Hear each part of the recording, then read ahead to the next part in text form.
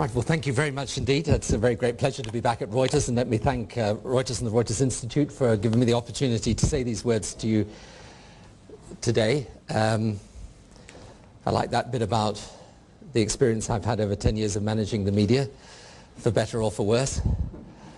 I think it began as one, slightly ended as the other, but nonetheless.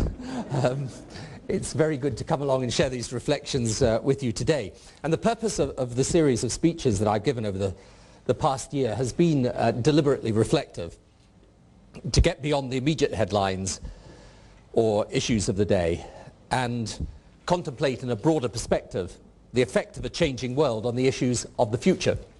And this speech, which is on the challenge of the changing nature of communication, on politics and the media, is from the same reflective perspective.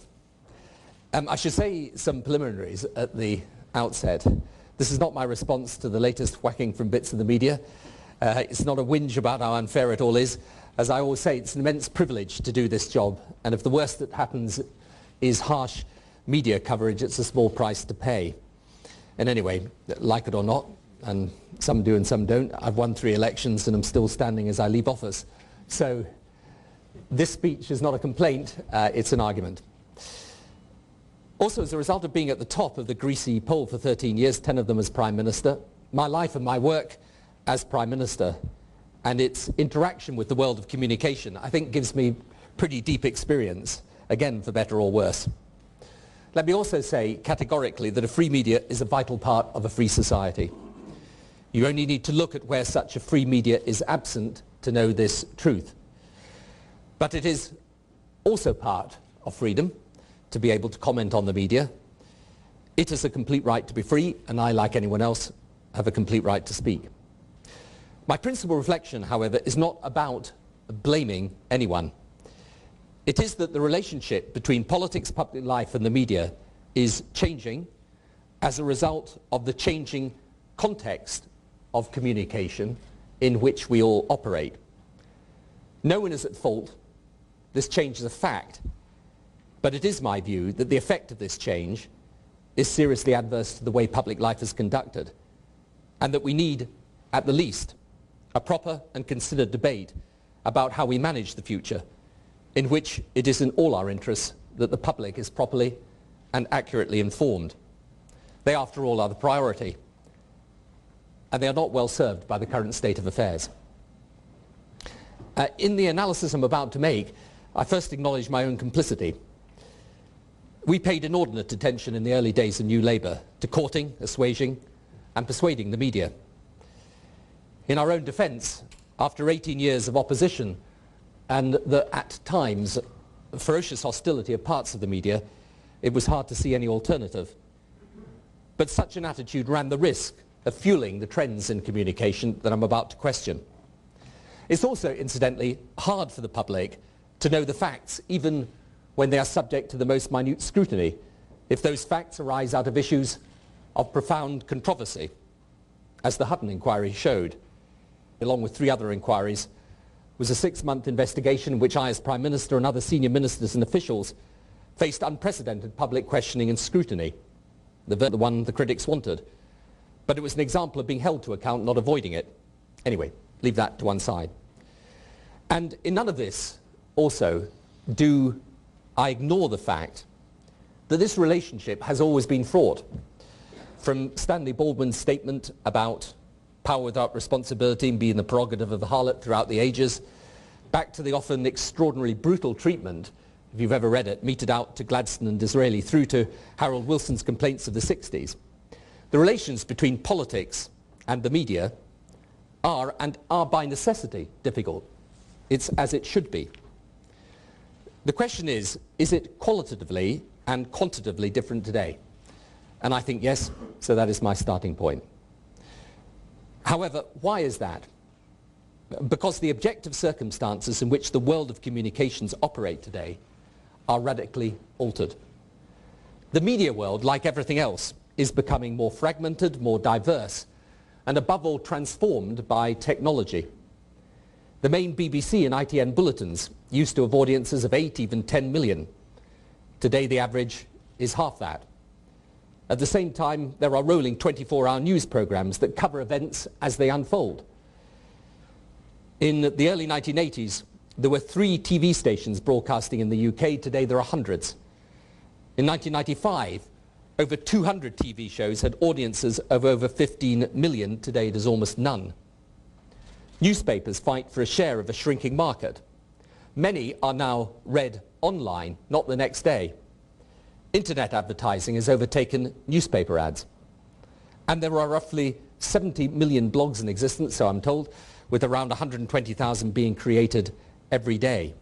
In particular, younger people will less and less get their news from traditional outlets. But in addition to that, the forms of communication are merging and interchanging. The BBC website is crucial to the modern BBC. Papers have podcasts and written material on the web. News is becoming increasingly a free good provided online without charge. Realistically, these trends aren't going to do anything other than intensify in the years to come. Now, these changes are better known to many of you than to me, and they're obvious. Less obvious is their effect. The news schedule is now 24 hours a day, 7 days a week, and it moves in real time. Papers don't give you up-to-date news. That's already out there. They have to break stories, try to lead the schedules, or they give a commentary. And it all happens with outstanding speed. When I fought the 1997 election just 10 years ago, we could take an issue a day. At the last election, 2005, we had to have one in the morning, another for the afternoon, and by the evening the agenda had moved on entirely. You have to respond to stories also in real time. Frequently the problem is as much assembling the facts as giving them. Make a mistake and you quickly transfer from drama into crisis.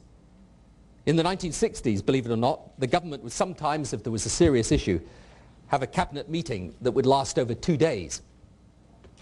It would be laughable to think you could do that now without the heavens falling in before lunch on the first day. Things also harden within minutes. I mean, you can't let speculation stay out there for longer than an instant. And I'm going to say something that few people in public life will say, but most know is absolutely true. A vast aspect of our jobs today, outside of the really major decisions, as big as anything else, is coping with the media. Its sheer scale, weight, and constant hyperactivity. At points, it literally overwhelms. Talk to senior people in virtually any walk of life today, business, military, public services, sport, even charities and voluntary organizations, and they will tell you the same. People don't speak about it because in the main they are afraid to, but it is true nonetheless. And those who have been around long enough will also say it has changed significantly in the past years. The danger, though, is that we then commit the same mistake as the media often do with us. It's the fault of bad people. My point is that it's not the people that's changed. It's the context within which they work.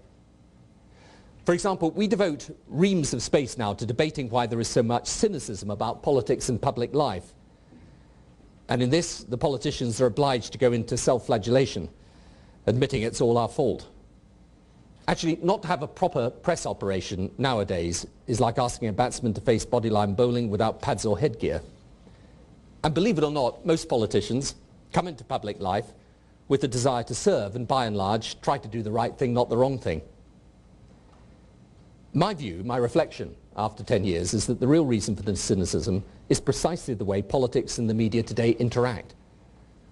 We in the world of politics, because we're worried about saying this, play along with the notion that we are the sole source of responsibility.